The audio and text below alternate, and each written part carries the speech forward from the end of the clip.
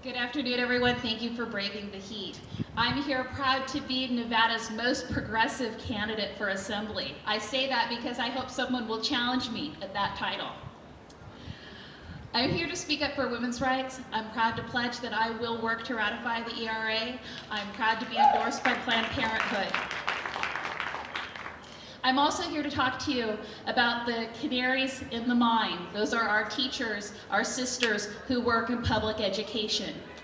I am proud to be the first Assembly candidate to speak out against corporate reform of our public education system.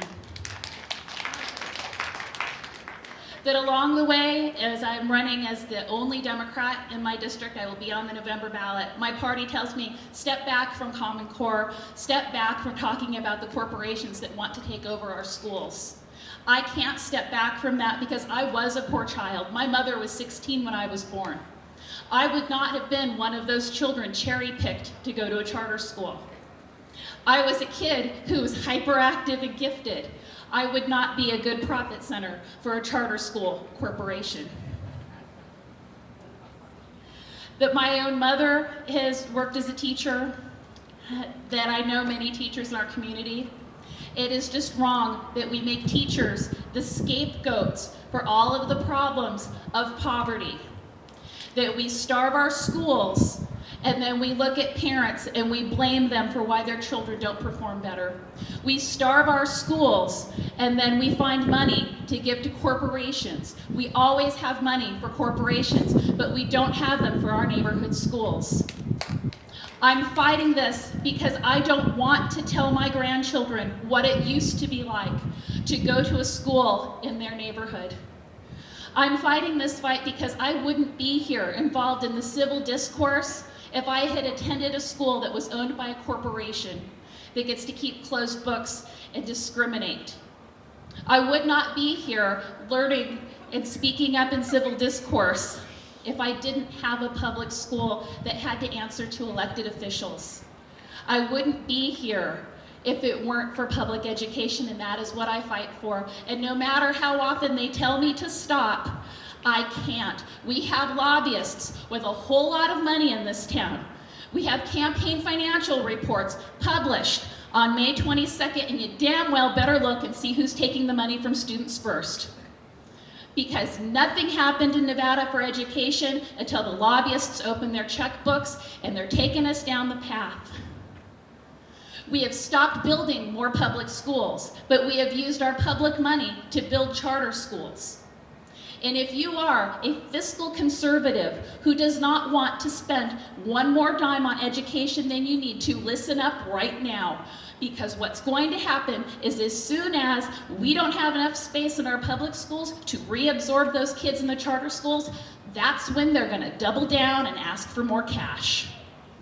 That we need to get together as the people and stand up for community schools, community education, and say that just because a corporation can make money off of our kids doesn't mean it's right to destroy communities. This is both parties doing it to us. Both parties are taking this money. Both parties are selling us down the road that we don't need our public schools. And that's just wrong. And most of the people working in those public schools are women. And they're gonna come, as they always have, they come for the women first. We know that, they come for the women first. And just like happened in our national history of labor movements, you remember the shirtwaist triangle factory? They came for young women there too. And we stood up as a country and we got garment laws. And it's time that we need to stand up for our women who work in public education. And we need to say that busting their union is not okay.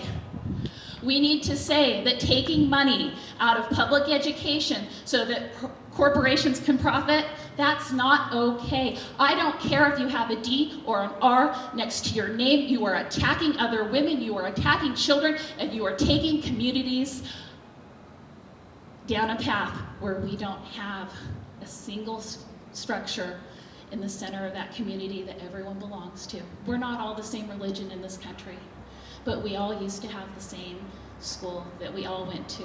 We all had, they were like brothers and sisters to us. We can't take that away. Charter schools are slick, they're pretty, they're beautiful. They have newer buildings in this town than our public schools because they're taking the money away. But inhabited in those schools are the cherry-picked children. Those are the children whose families can afford $600 for uniforms. Those are the families that can afford to drive their student to school every day, which is a challenge in our inner city. Look at the number of kids who are on free lunch in the charter schools. You don't see very many of them there, and the free lunch program doesn't come to the charter schools. School should not be a place of shame for children if their family cannot afford their lunch. And I was one of those free lunch kids. While I was growing up, my parents were making their way through college.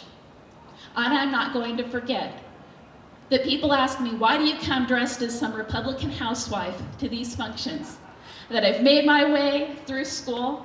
I live in a very comfortable, upper middle class, mostly white neighborhood. Why do I give a damn?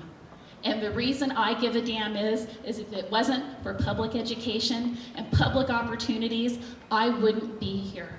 And I go door to door in my district, and I talk to families, and I'm the most progressive candidate for Assembly in Nevada, and these supposedly too conservative to listen to me families are telling me they have had enough.